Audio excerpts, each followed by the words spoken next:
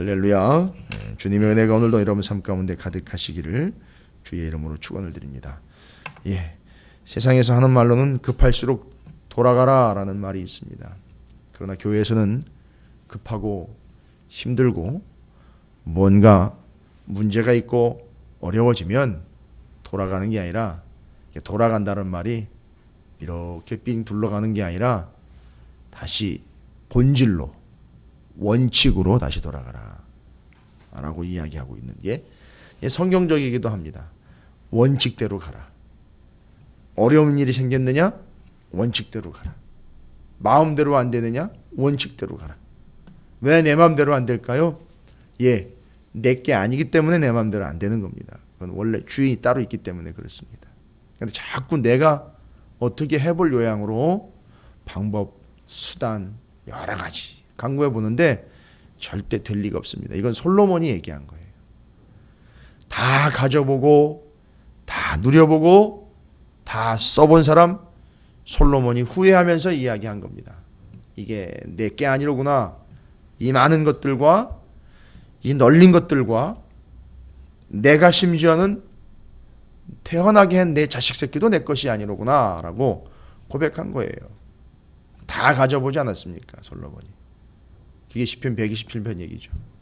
그러니까 원칙으로 돌아가라는 겁니다. 아니, 원칙으로 돌아가려, 원칙대로 하라는 거죠. 그걸 저는 이제 사순절을 앞두고 있는 우리의 마음이 복음, 그리고 그것이 부활신앙으로서 온전하게 연결되고 이어져서 그 부활신앙이 우리의 삶에 난관이 없게 하는 믿음이 아니라 어떤 난관이 와도 그 난관을, 장애물을, 문제를, 고통을, 아픔을 주님과 함께 뚫고 나갈 수 있게 되는, 구약에서는 여호수아를 이야기했다면 신약에서는 그 부활신앙을 가진 제자들이 부활신앙을 가지고 그 장애물들을 예수님처럼 뚫고 나가는, 그것을 우리가 좀 바라고 소망해야 하지 않을까라는 마음을 가져봅니다. 그래서 여러분께서 이제 부활절을 앞두고 있습니다. 뭐 많이 남았다라고 그럴 수 있겠지만 이제 곧 부활절입니다. 여러분이 그 부활절 절기까지 내가 어찌되었든 무슨 수를 쓰든, 뭐 무슨 수가 여러 가지 수가 있는 건 아닙니다. 딱 하나니까 부활신앙을 점검하시고 꼭 챙기시기를 주님의 이름으로 부탁을 드립니다.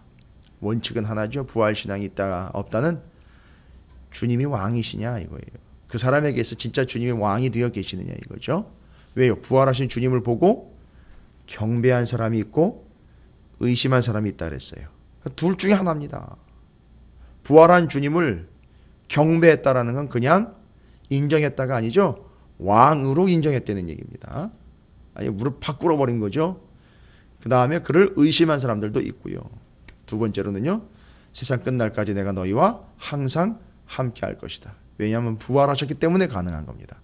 그래서 부활신앙은 두 가지로 정리할 수 있다 그랬죠. 뭐 일종의 열매, 결과, 효과라고 볼 수 있을까요? 하나님을 왕, 주님을 왕으로 모시느냐. 두 번째, 주님이 늘 나와 함께 하시느냐. 이 확신이 있습니까? 그렇다면 그 사람은 부활신앙을 가진 거예요. 그렇다면 그 사람은 그 믿음 가지고 어떤 장애물과 어떤 난관이 와도 뚫고 간다는 겁니다. 아니, 통과할 수 있게 된다는 거죠. 그걸 위해서 지금 우리는 복음의 본질을 점검하고 있습니다. 왜요? 마가복음이 기록된 시기를 이미 말씀드렸습니다. AD 64년 이후로 80년 중반까지 그 사이에 극심한 로마의 핍박이 막 전개될 때, 그때 교회의 위태위태한 상황이 아주 급속도로 전파돼서 교회조차, 성도들조차 이 믿음을 계속 지켜가야 되느냐 말아야 되느냐의 문제를 놓고 우왕좌왕하고 있을 때입니다. 너무너무 힘들 때예요. 너무너무 고통스럽고 너무너무 많은 위협과 핍박이 가해질 때예요. 이럴 때일수록 다시 복음을 붙잡아라. 이게 본문의 핵심입니다. 원칙으로 돌아가라는 거죠. 아니, 원칙대로 하라는 겁니다. 그러면 여러분, 신앙의 원칙이 뭡니까? 복음입니다. 교회의 원칙이 뭡니까? 복음이에요. 그걸 우리는 예수라고도 얘기했고 기록된 바라고도 또 설명을 했고, 어찌되었든 원칙은 복음입니다. 원칙대로 가야 되는 거죠. 다시 마가복음이 원칙을 이야기합니다. 복음에 대해서 이야기합니다. 그러면서 그 복음에 대해서 어제 우리가 한 7가지 정도로 쭉 정리가 됐고요. 그걸 나름대로 좀 정리를 해보시라고 말씀을 드렸습니다. 복음은 하나님의 아들인 예수 그리스도고, 복음은 모든 것의 시작이고, 복음은 기록된 바일 뿐만 아니라 복음은 이미 준비된 것이고, 복음은 전파해야 될 것이고, 복음은 세상에서 내가 높아지는 것이 아니라 예수 그리스도 앞에 나를 낮추는 것이다 라고 설명을 드렸습니다. 감당하지 못할 하나님의 은혜다 라고 또 설명을 해드렸고요. 자, 오늘은 예수 그리스도께서 직접 그 복음을 어찌 하시는지를 우리가 한번 좀 볼 수 있겠습니다. 14절 15절에 복음이요 이렇게 얘기가 되고 있습니다. 어떻게 되고 있습니까? 요한이 잡힌 후 예수께서 갈릴리에 오셔서 하나님의 복음을 전파하여 라고 나와 있죠. 이르시되 때가 찼고 하나님의 나라가 가까이 왔으니 회개하고 복음을 믿으라 하시더라. 예, 복음은 특성을 이야기했다면 복음은 원칙이 뭡니까? 복음은 전파하는 거예요. 그래서 내가 받아들인 겁니다. 그래서 내가 복음을 믿을 수 있게 된 겁니다. 예, 그래서 우리가 그렇게 받아들일 수 있었던 것처럼 우리는 복음을 받은 자들로서 복음을 또한 전파해야 됩니다. 그래서 예수님이 직접 전파했다라고 말씀을 나누고 있고요. 15절에는 그 복음은 두 번째로요. 예, 이해하거나 정리하거나 연구한다고 되는 게 아니에요. 복음은 믿는 겁니다. 하나님이 창조하신 것을요 믿어야지, 하나님이 이 세상을 창조하신 것을 연구한다고 되는 게 아닙니다.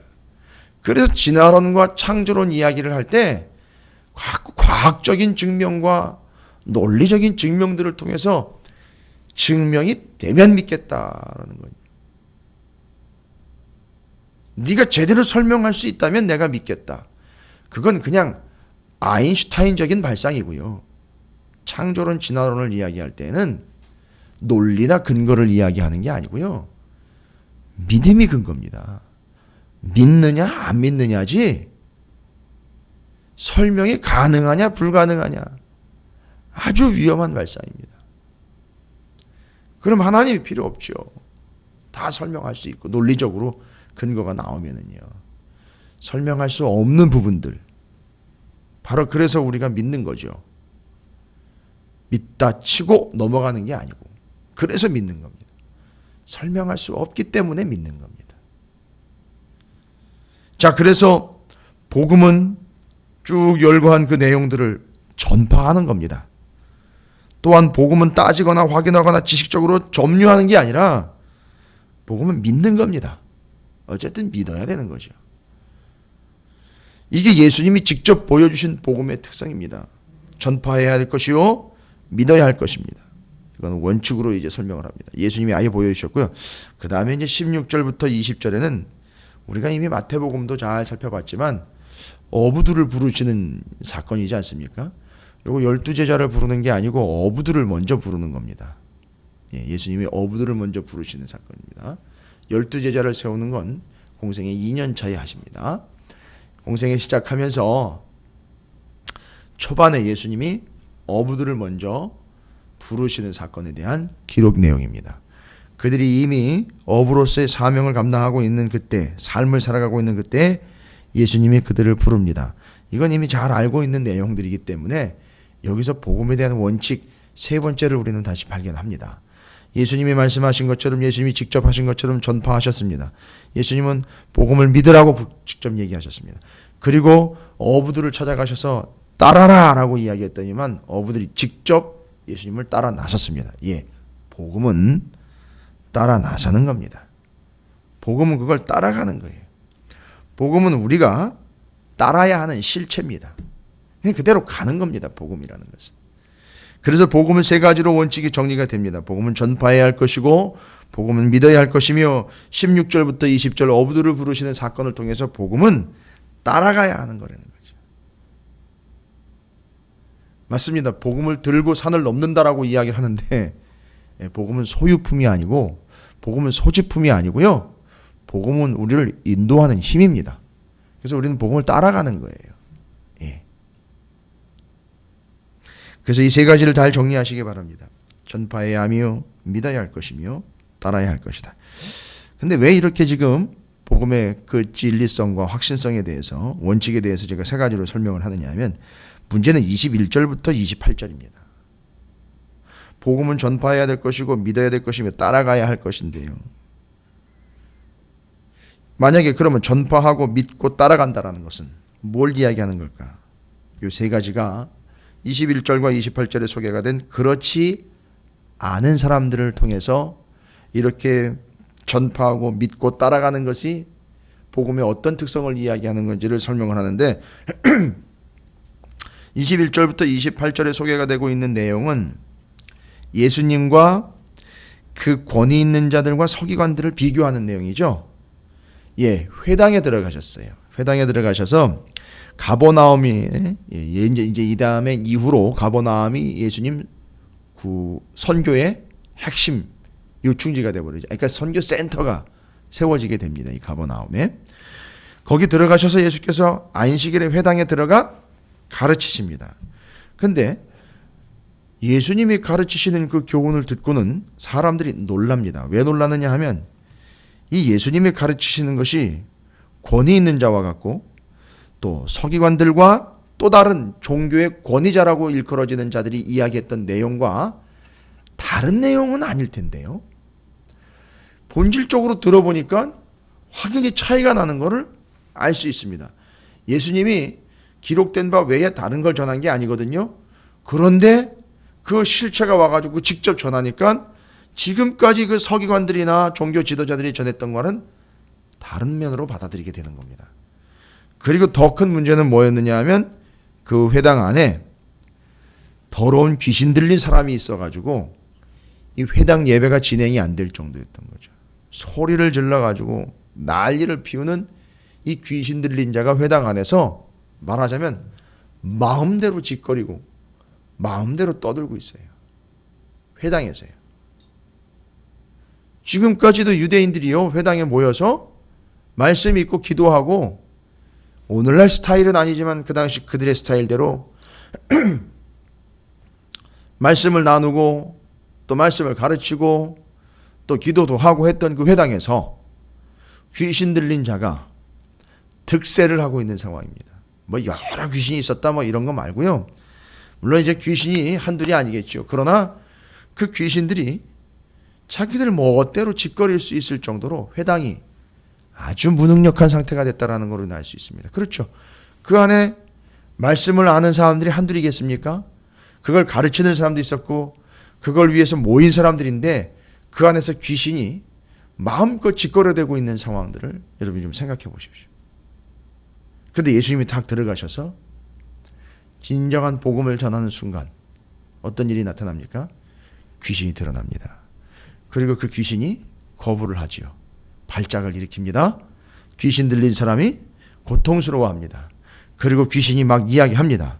나사렛 예수요, 우리가 당신과 무슨 상관이 있나이까? 우리를 멸하러 왔나이까? 나는 당신이 누구인 줄 아노니 하나님의 거룩한 자니이다. 귀신도 알아보는 주님, 귀신도 깨닫는 복음을 회당 안에 모여있는 무리들이 수도 없이 많은 말씀들을 들었음에도 불구하고 전혀 감을 채지 못하고 있다는 거예요.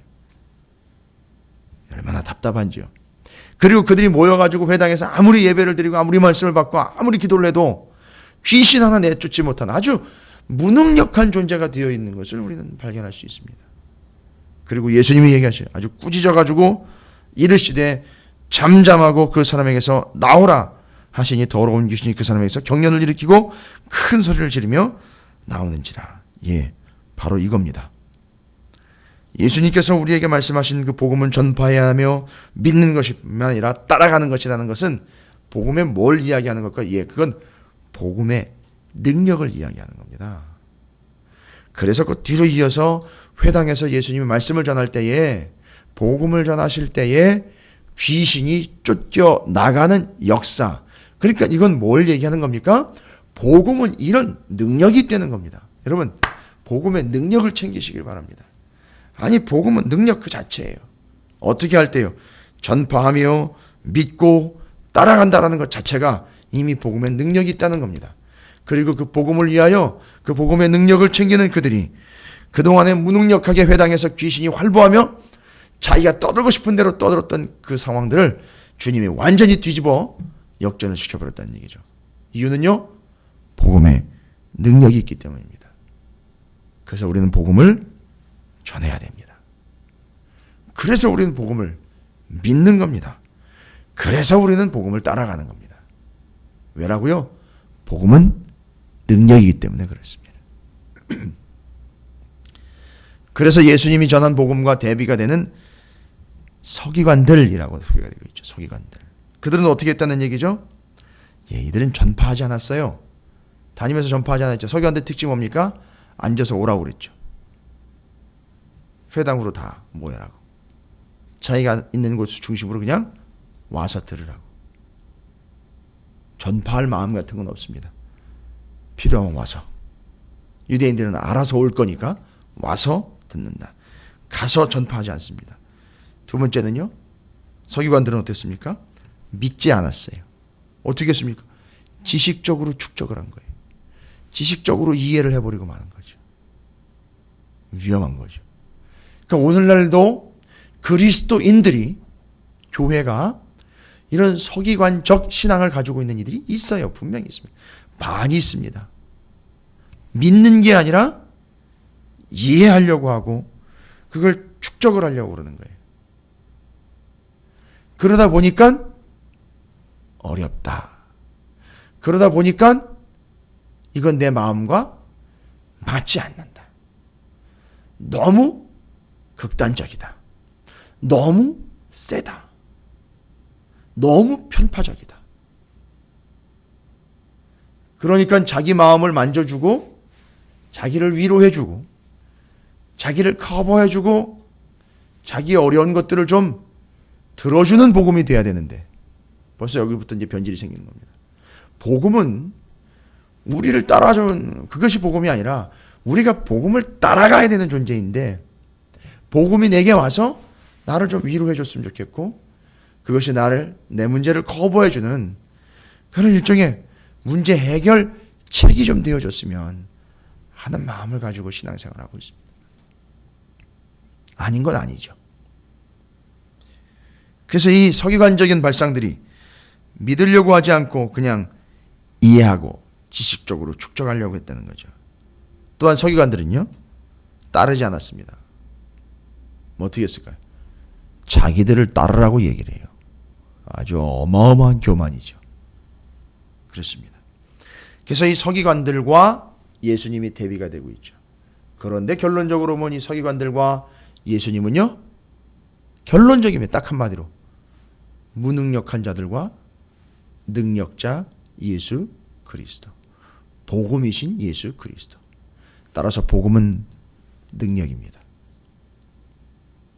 서기관들과 달리, 종교 지도자들과 달리 예수 그리스도께서는 그들이 그동안에 쫓아내지 못한 그 귀신을 그 자리에서 바로 복음 한 방으로 해결을 해버립니다. 이게 복음입니다.